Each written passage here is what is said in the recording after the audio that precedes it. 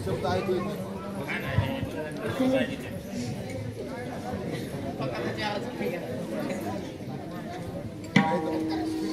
थोडं लाभ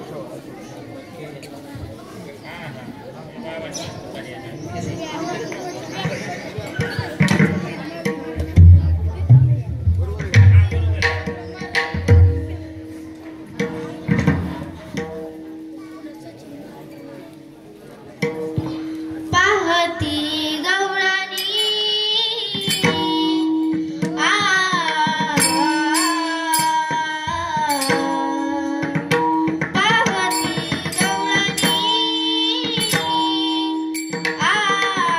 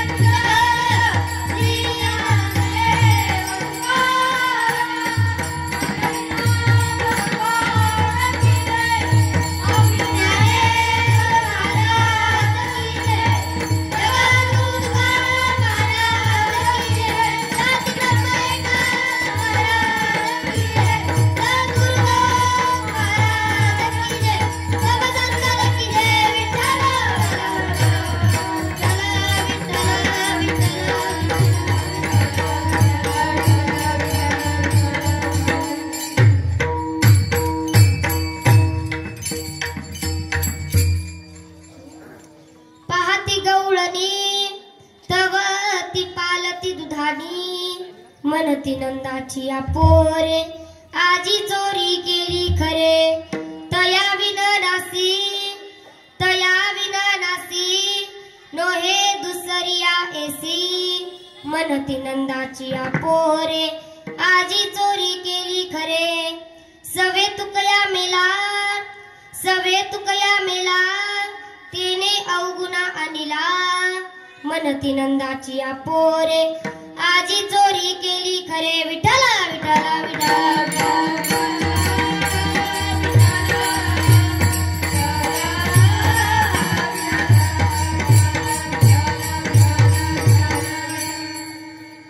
वक्रतुंड महाकाय सूर्यकोटी समप्रभ निर्विघ्नं कुरु मे देव सर्वकार्येषु सर्वदा गुरुर्ब्रह्मा गुरुर्विष्णु गुरुर्देवो महेश्वरा गुरुर्साक्षात् परब्रह्म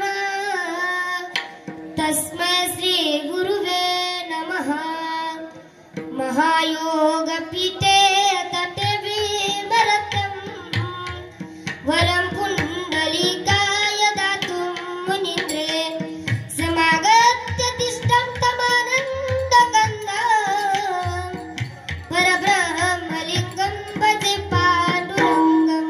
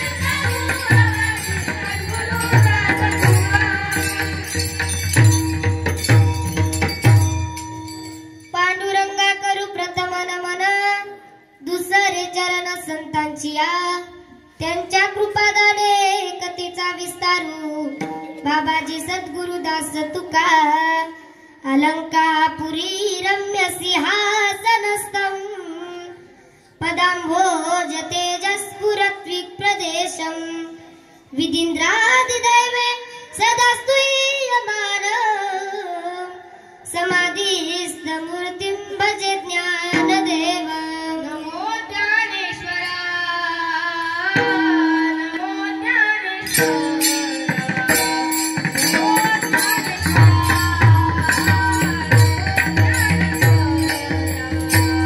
नमो ज्ञानेश्वरा नमो ज्ञानेश्वरा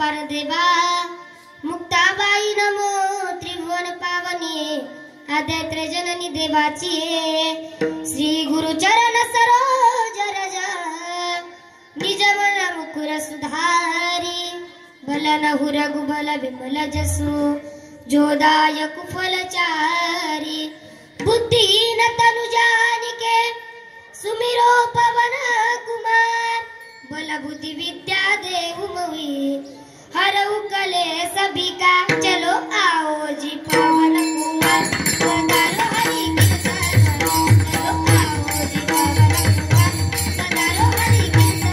चलो आओ जी पवन कुमार पधारो हरि कीर्तन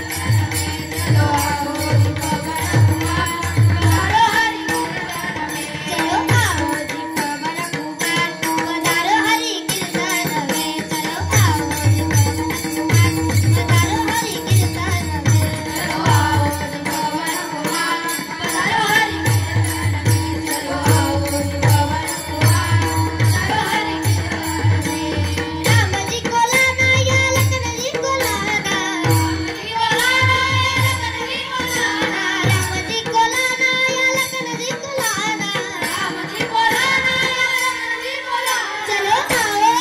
चलो आओ जी पवन कुमार पधारो हरि कीर्तन चलो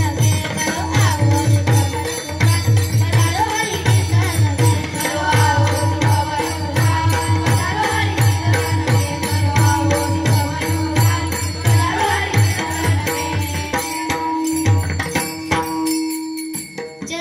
जी पवन कुमार पधारो हरि कीर्तन चलो आओ जी पवन पाहती गवळणी तव ती पालती दुधानी मनती नंदाची पोरे आजी चोरी केली खरे प्रस्तुत प्राप्त प्रसंगी प्राप्त स्थळी कीर्तन रूपी सेवेकरिता निवडलेला अभंग महावैष्णव श्री संत तुकाराम महाराज यांचा गवळणपर अभंग आहे।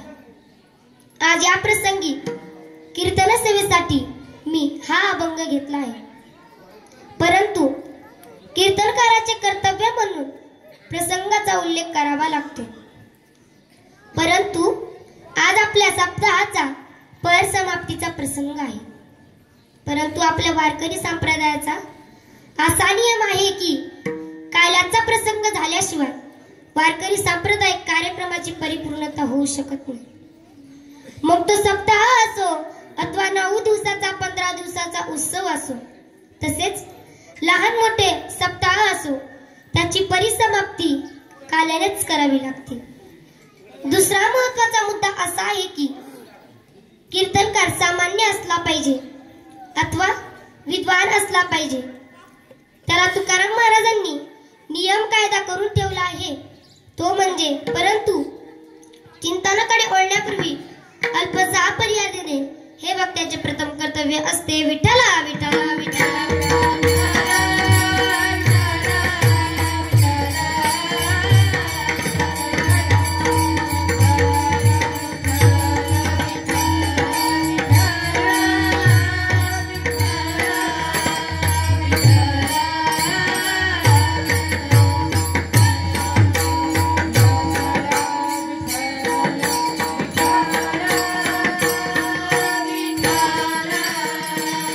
Thank you.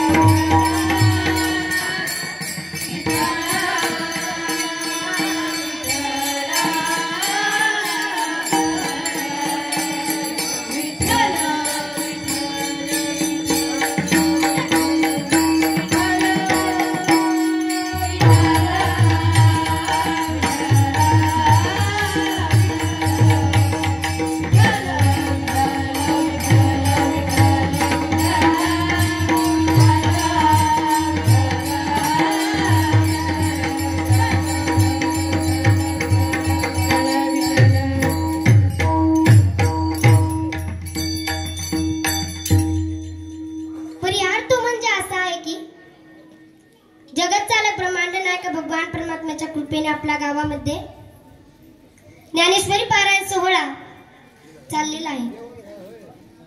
या सप्ताहाला 28 वर्ष झाले आहे. या सप्ताहाचे यजमान हरिभक्त पारायण भाऊसाहेब रंगनाथ शिंदे व रामदास भाऊसाहेब शिंदे, शिवदास भाऊसाहेब शिंदे व तसेच आपले सर्वांचे लाडके राजेश भास्करराव शिंदे यांनी आपल्याला सगळ्यांनी सहकार्य केले. तुमचे मनापासून आभार मानते. व तसेच तुम्ही आम्हाला सगळ्यांनी सहकार्य केले. तुम्ही आता इथे येऊन बसलात माझं कीर्तन ऐकायला, हे सुद्धा सहकार्यच आहे. त्याच्यामुळे तुमचे सुद्धा आभार मानते. तसेच या ठिकाणी शिंदे परिवार या ठिकाणी उपस्थित आहे, त्यांचे मनापासून आभार मानते.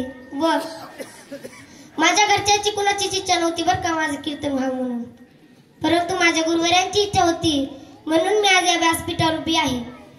म्हणून त्यांच्या चरणावरती मी नतमस्तक होते. आणि जे माझ्याकडून चुकेल ते तुमच्या संगतीचा परिणाम आहे, आणि जे माझ्याकडून बरोबर येईल ते मी माझ्या गुरुवर्यांकडून शिकले आहे. माझ्या मातापित्यांच्या चरणी नतमस्तक होते, शिंदे परिवारांच्या चरणी नतमस्तक होते, विश्वमौली ज्ञानोबा यांच्या चरणावरती नतमस्तक होते, पांडुरंग परमात्म्याच्या चरणावरती नतमस्तक होते. माझ्या सेवेस सुरुवात करते. विठ्ठला विठ्ठला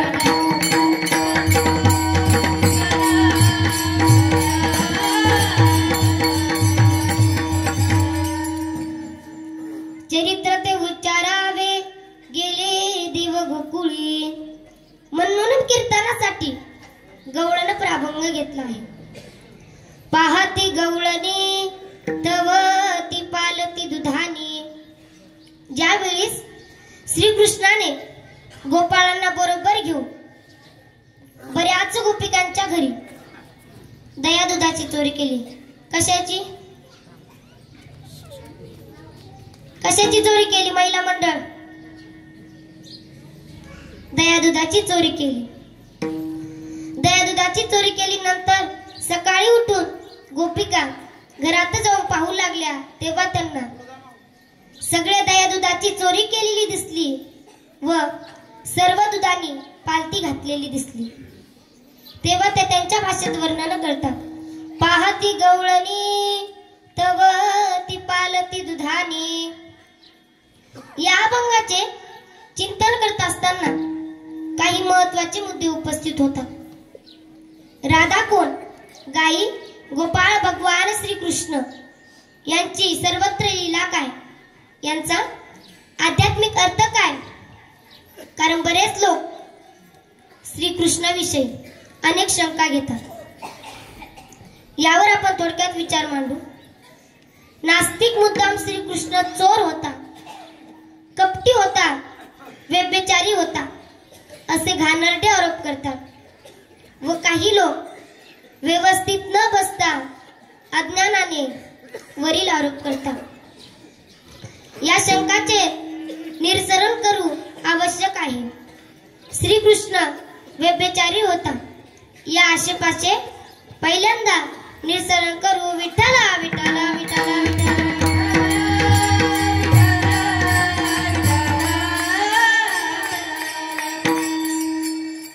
अगदी व्यावहारिक दृष्टीने जर आपण याचा विचार केला तर कुणालाही व्यावहारिक माणसाला श्रीकृष्ण व्यभिचारी नव्हता.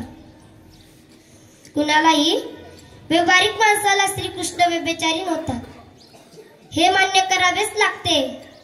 कारण श्रीकृष्ण गोकुळामध्ये फक्त 10 वर्षापर्यंत राहिले. किती वर्षापर्यंत? पुरुष वर्ग किती वर्षापर्यंत राहिले? 10 वर्षापर्यंत राहिले. नंतर मथुरेला गेले. तिथून द्वारकेत जाऊन त्यांनी कायम वास्तव्य केले. यावरून असे सिद्ध होते की भगवंतानी गोकुळामध्ये चौर्य कर्म केले, खोड्या केल्या, त्या फक्त 9 वर्षाच्या वयापर्यंत केल्या. किती वर्षाच्या वयापर्यंत?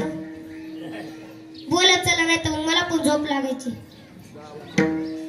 9 वर्षापर्यंत खोड्या केल्या. आता विचार करण्यासारखी गोष्ट आहे का? 4 वर्षाचा, 6 वर्षाचा, 8 वर्षाचा मुलगा कुठे व्यभिचारी करू शकतो का? करू शकतो का? करू शकत नाही. सगळ्यांना निरसरूनच उत्तर घ्यावे लागेल. गोपी कोण? गोपी या शब्दाचा अर्थ काय यावर आपण थोडक्यात विचार मांडू. कारण कीर्तनाच्या अभंगाचा विषय मुख्य आहे. पाहती गवळणी तव ती पालती दुधानी. गोपी या शब्दातील गो या अक्षरांचे कोशात अनेक अर्थ सांगितलेले आहेत. गो म्हणजे इंद्रिय असा एक अर्थ आहे आणि पी म्हणजे रसापन करणे, म्हणजे जो आपल्या सर्व इंद्रियाच्या द्वारा भगवंताच्या प्रेमरसाचे पान करतो, सेवन करतो, त्याला गोपी म्हणतात. अर्थात सच्चा भक्त संत वैष्णव यांना शास्त्रामध्ये गोपी म्हणतात. गोविह इंद्रिय भक्ती रसम फिरबान इति गोपीयः. आता गोपी हा शब्द स्त्रीलिंग आहे, मग पुरुष वर्गातील भक्तांना गोपी कसं म्हणता येईल अशी शंका येणे स्वाभाविक आहे. याचे समाधान असे आहे की भक्तिशास्त्रामध्ये स्थूल देहावरून भगवंत पुरुष मानला जातो व इतर सर्व स्त्री मानले जाते.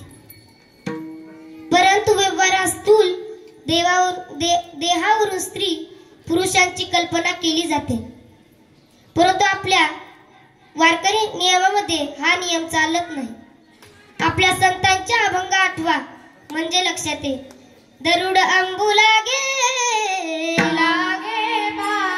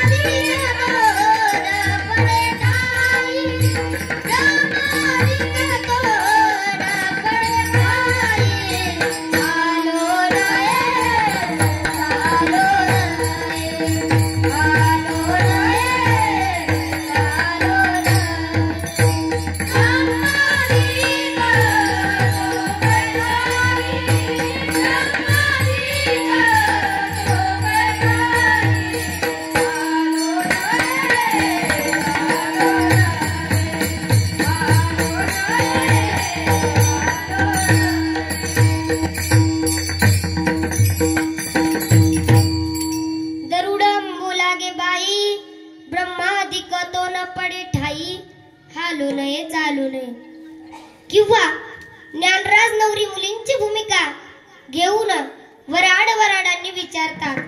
मी गवनाची मला सांगा कोणी, मी गवनाची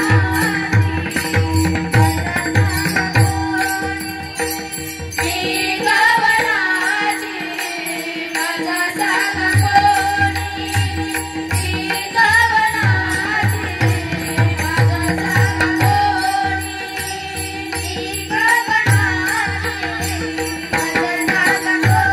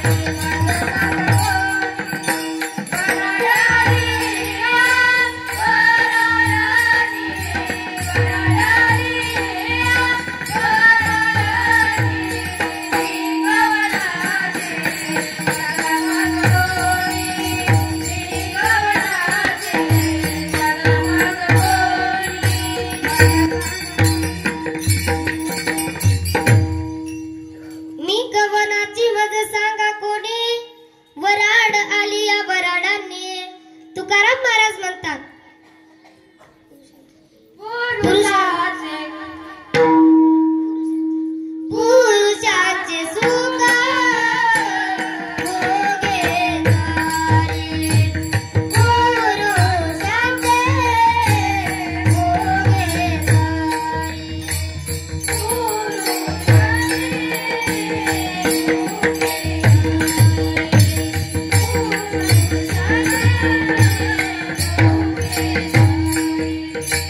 पुरुषाचे सुख भोगे तारे, पुरुषाचे सुख भोगे तारे, पुरुषाचे सुख भोगे तारे, पुरुषाचे सुख भोगे तारे. उतरो निकारी जावे शिप, उतरो निकारी जावे शिप, पुरुषाचे सुख भोगे तारे, पुरुषाचे सुख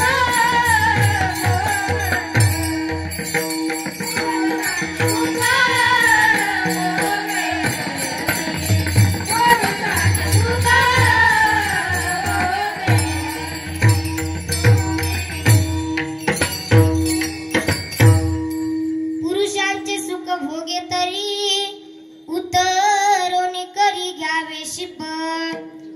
आपल्या सर्व वारकरी संतांनी स्वतःला स्त्री समजून एक पांडुरंग परमात्मा पुरुष मानला आहे. विठ्ठला विठ्ठला विठ्ठला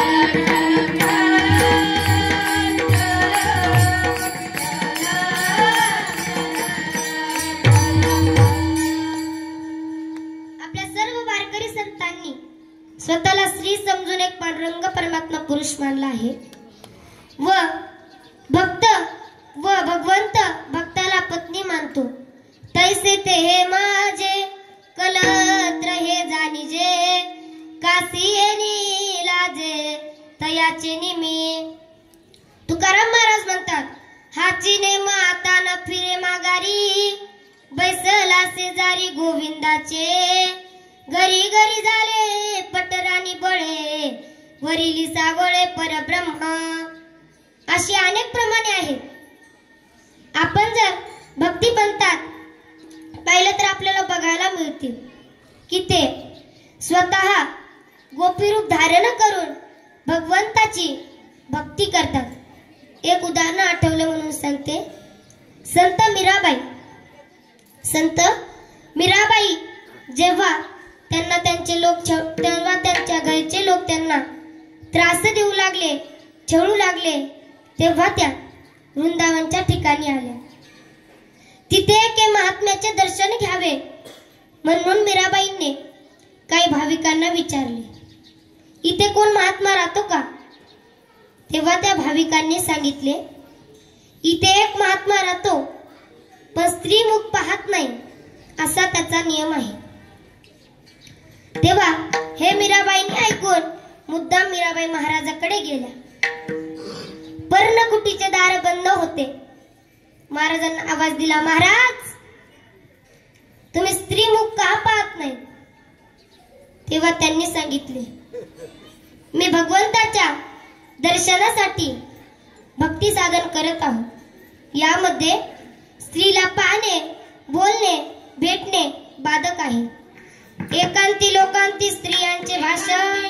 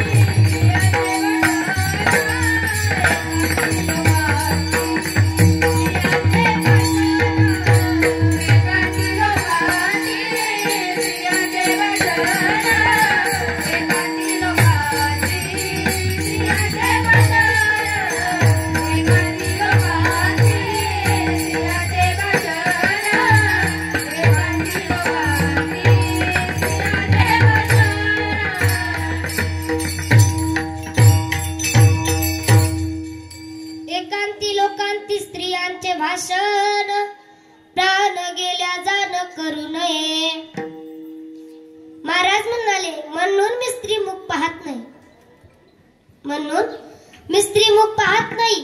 तेव्हा मीराबाई म्हणाल्या, महाराज तुम्ही स्वतःला भक्त म्हणून न घेता, तुम्ही स्वतःला पुरुषही म्हणून न घेता, हे कसे? या इशाऱ्याती न्यायाने महाराजांच्या डोक्यावरती प्रकाश पडला आणि ताबडतोब दार उघडून बाहेर आले आणि मीराबाईंच्या चरणावरती मस्तक ठेवले.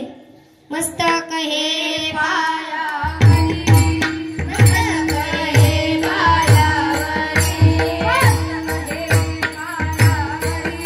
मस्तक हे पायावरी, मस्तक हे पायावरी. या वारकरी संतांच्या, या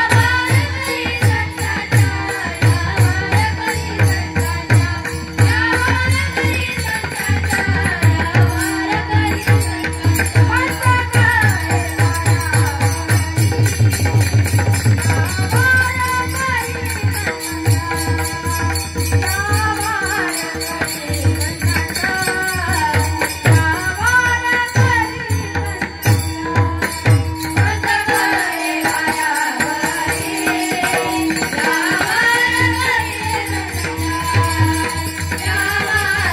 वारकरी संतांच्या, या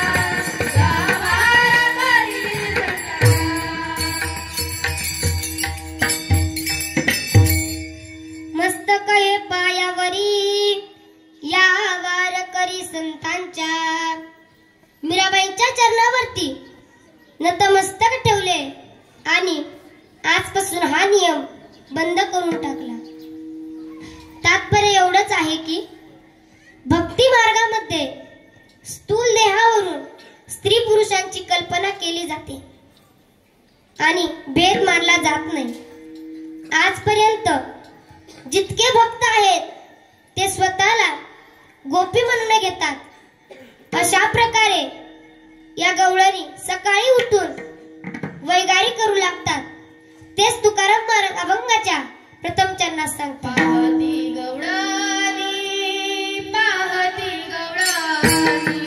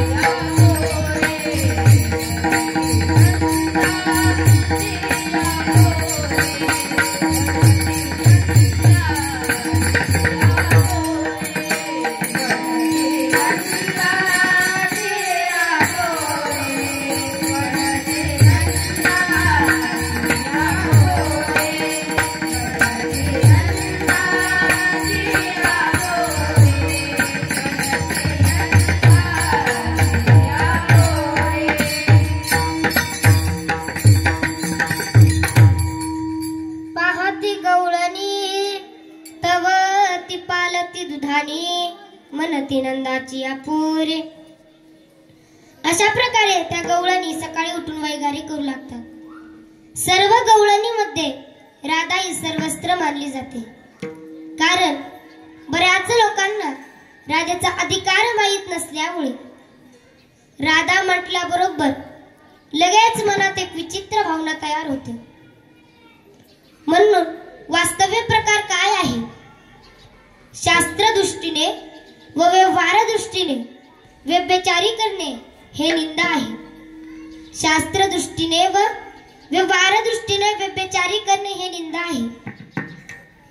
असे असताना देखील ग्रंथकारांनी असे हीन रूपक का केले? याचे समाधान असे आहे की ग्रंथकार ज्या अर्थी अशी भाषा वापरतात त्या अर्थी त्या ग्रंथकारा रूपकांचा अर्थ चांगला असला पाहिजे. भाषा जरी व्यभिचारी असली तरी तो आह परमार्थच. भाषा जरी व्यभिचारी असली तरी तो आह परमार्थच. काही माणसे भाषा वापरतात परमार्थाची, पण आज सर्व संसारच. मित्र सुद्धा सारखेच असतात, पण दिसायला चित्र मात्र कोंबडा ससा हरी यासारखे असतात, पण अंग सारखे असतात. अवघे सारखेची अंग नये व्यंग निवडिता. त्याप्रमाणे श्रीकृष्ण यांची लीला सांगत असताना ऐकत असताना त्यातील वाक्यार्थ काढून लक्षार्थ घ्यावा. म्हणून गोपिका गोकुळामध्ये श्रीकृष्ण लीला समजेल म्हणून लक्षाने आपण याच्यावर थोडक्यात निरसन करू. विठ्ठला विठ्ठला विठ्ठला विठ्ठला.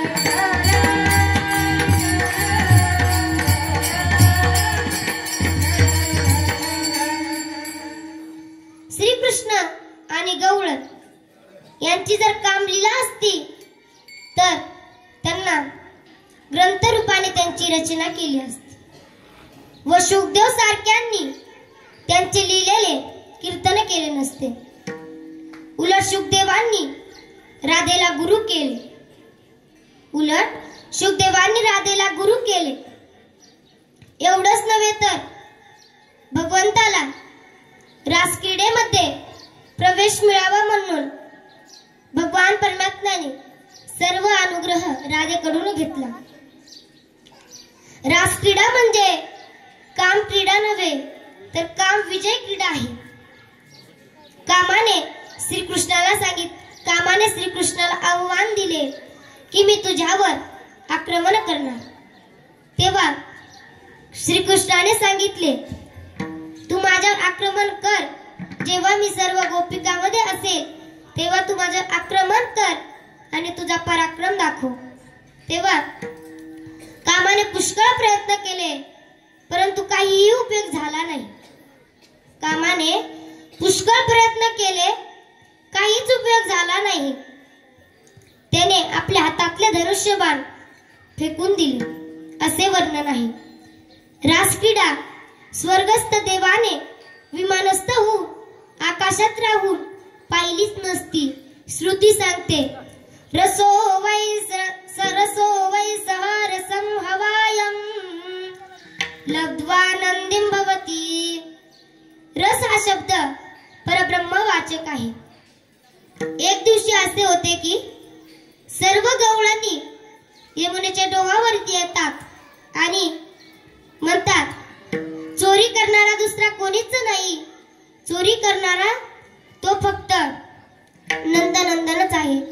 तेच तुकाराम महाराज अभंगाच्या द्वितीय चरणात सांगतात.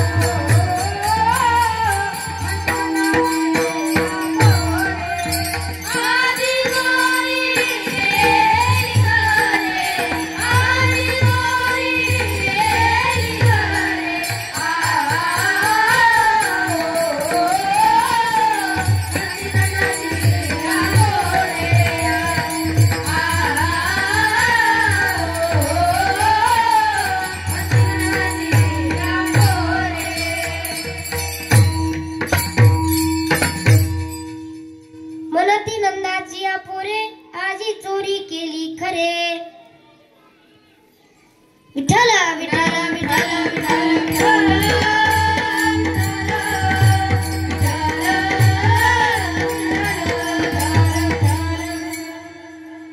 म्हणती नंदाची अपोरे आजी चोरी केली करे.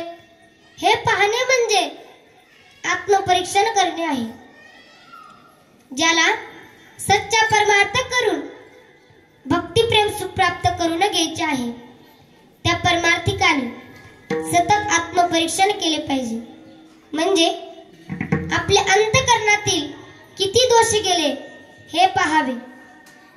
कारण आतील सर्व विकाराची शुद्धी झाल्याशिवाय तो भक्ती प्रेम सुखाचा तो अधिकार होऊ शकत नाही. भक्ती प्रेम सुखाचा अधिकार होऊ शकत नाही. व गवळणींना तर रासकिडेच्या निमित्ताने प्रेम सुख घ्यायचे होते, परंतु आतील सर्व विकाराधिक नष्ट झाल्यामुळे हे सुख मिळू शकले नाही. या कारणास्तव श्रीकृष्णाने दयादुधाची चोरी केली. म्हणजेच भगवंताच्या अंतःकरणातील विकार नष्ट केले. हे गवळणीने विचारायच्या नजरेने बघितले. कारण आपले आपणच अंतःकरण निरीक्षण केले पाहिजे. विठ्ठल विठ्ठल विठ्ठल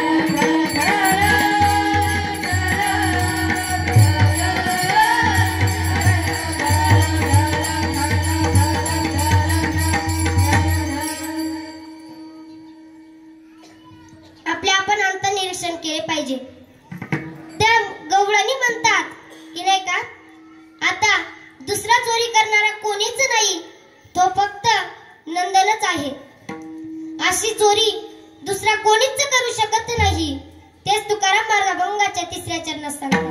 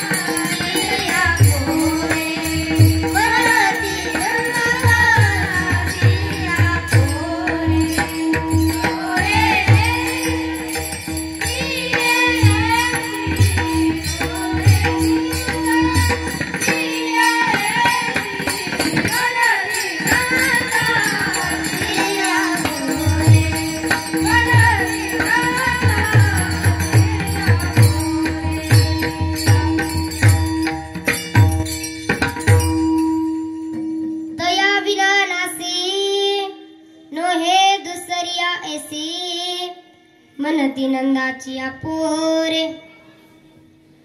ती चोरी दुसरा कोणीच करू शकणार नाही अशा गवळणी म्हणतात. पाहती गवळणी तव ती पालती दुधानी, गोकुळीच्या सुखा अंत पार नाही लेका. बाळ कृष्ण नंदा घरी आनंदल्या नरनारी.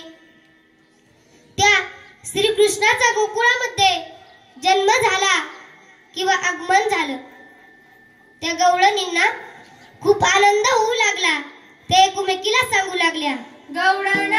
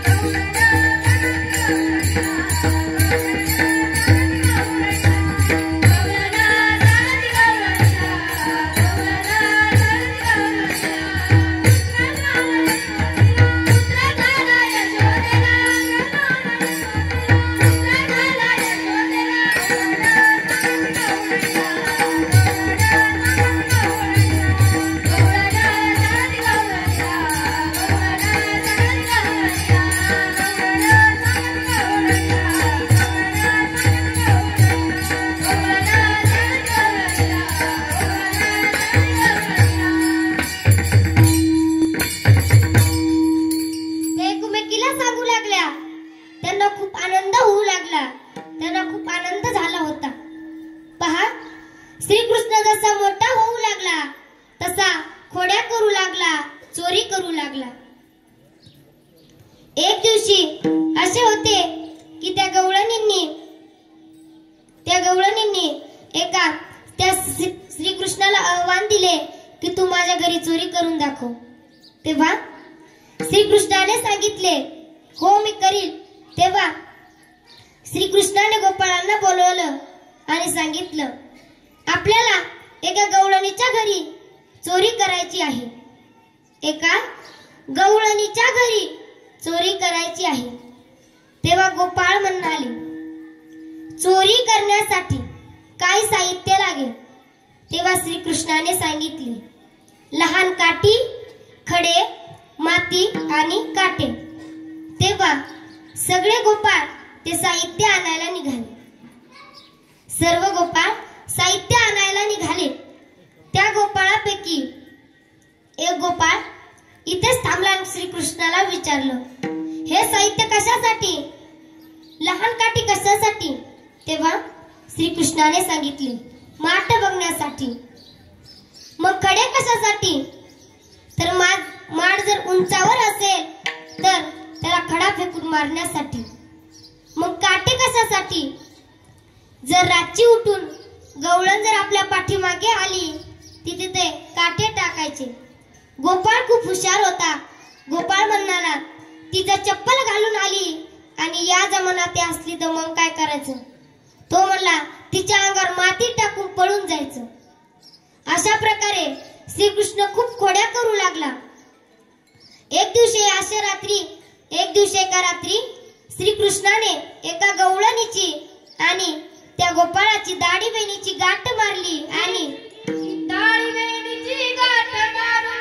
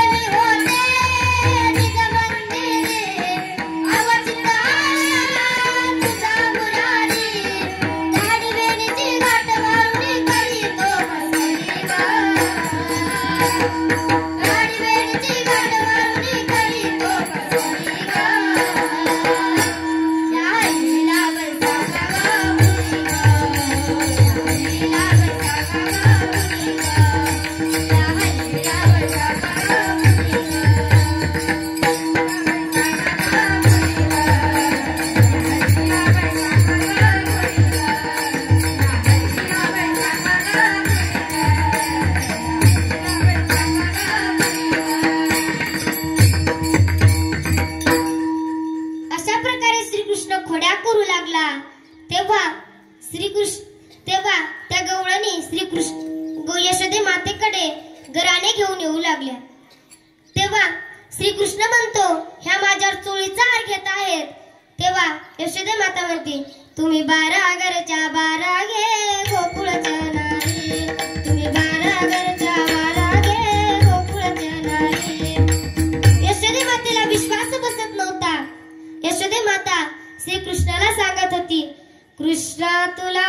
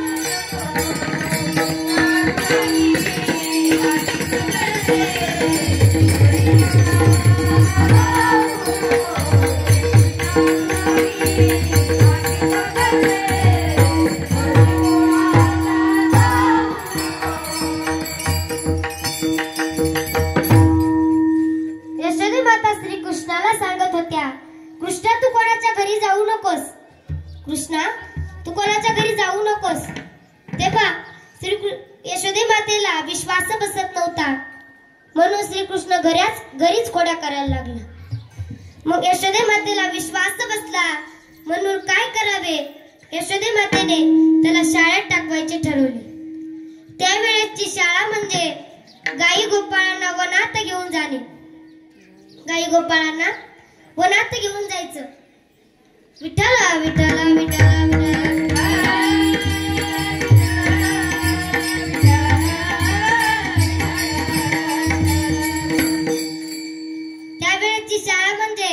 गाई गोपाळांना वनात घेऊन जायचं. मग श्रीकृष्ण गाई गोपाळांना वनात घेऊन जायच्या. पण आता गवळणींनाच करमत नव्हतं. गवळणी म्हणायच्या, आता आपल्याला भेट द्यायला कोण येणार. तेव्हा श्रीकृष्ण दररोज यमुनेच्या डोहावरती जाऊन बासरी वाजायचा. आदारी धरुणी वेणुबाई ग, वेणु वाजविला कोणी वेणुबाई ग. आदारी धरुणी वेणुबाई ग, वेणु वाजविला कोणी वेणुबाई ग. आदारी धरुणी वेणुबाई ग, वेणु वाजविला कोणी वेणुबाई ग.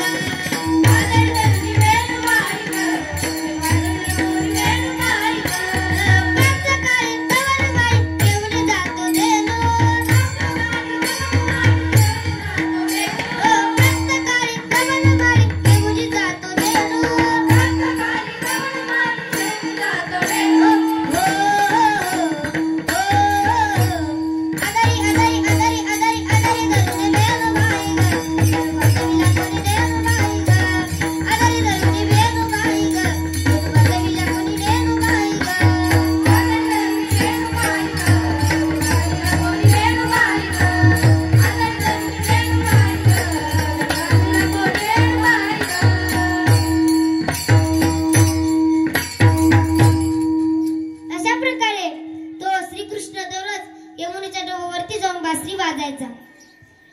गवळणी पाणी आणण्याच्या नाटकाने जायच्या व श्रीकृष्णाला भेटायला जायच्या.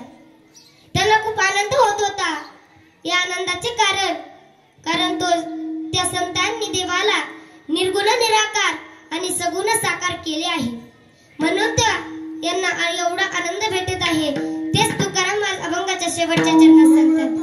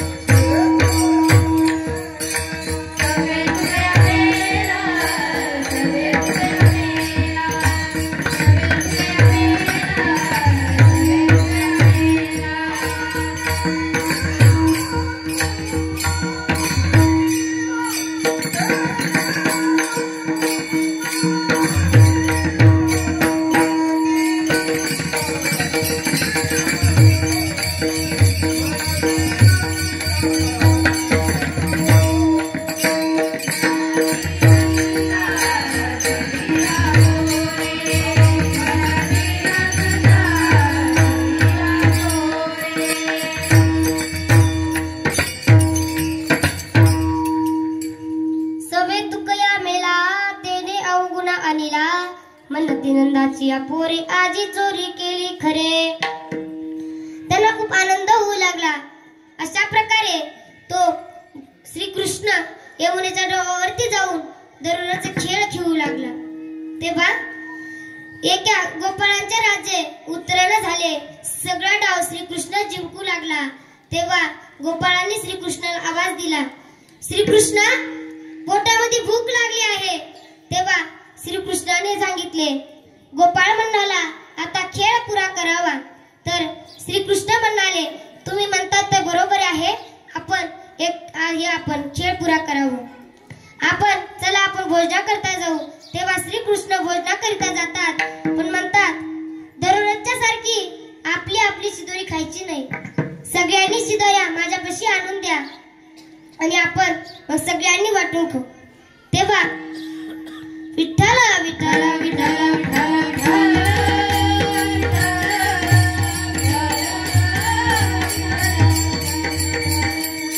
मग श्रीकृष्ण अशा प्रकारे काला करू लागला. तो काला देवाला देखील प्राप्त झाला नाही. तो काला श्रीकृष्णाला प्राप्त झाला. म्हणून एकदा आपण सगळ्यांनी वर हात घ्या. सगळ्यांनी जो नाही घेणार त्याला त्याच्या बाजूची शपथ आहे. मग तो तुम्हाला उद्या ठेवायचा का नाही पहा. मग सगळ्यांनी वर हात घ्या. विठोबा रखुमाई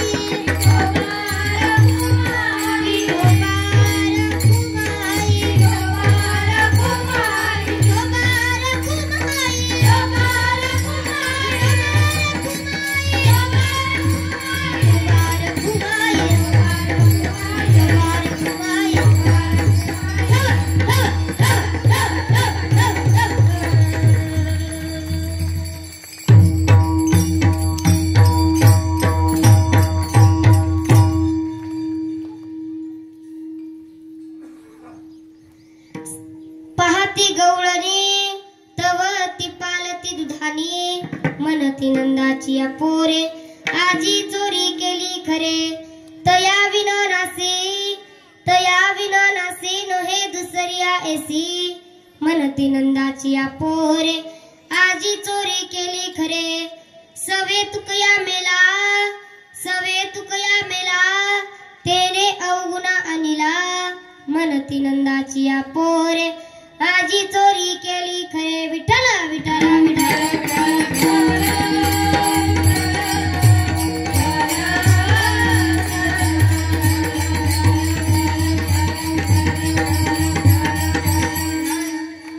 मला गायनाला साथ करणाऱ्या यशवंतीताई, चेतनाताई, ऋतुजाताई, तुकाराम महाराज व तसेच पकवादाला साथ करणारे विजय महाराज, तसेच आमच्या टाळकरी माझ्या बहिणी, त्यांचेही मनापासून आभार मानते. व तसेच तुम्ही श्रोते मंडळी, माझं न बोलता न काही करता तुम्ही माझं कीर्तन ऐकलं, तुमच्याही मनापासून आभार मानते व माझ्या कीर्तनाला पूर्ण विराम देते. ज्ञानेश्वर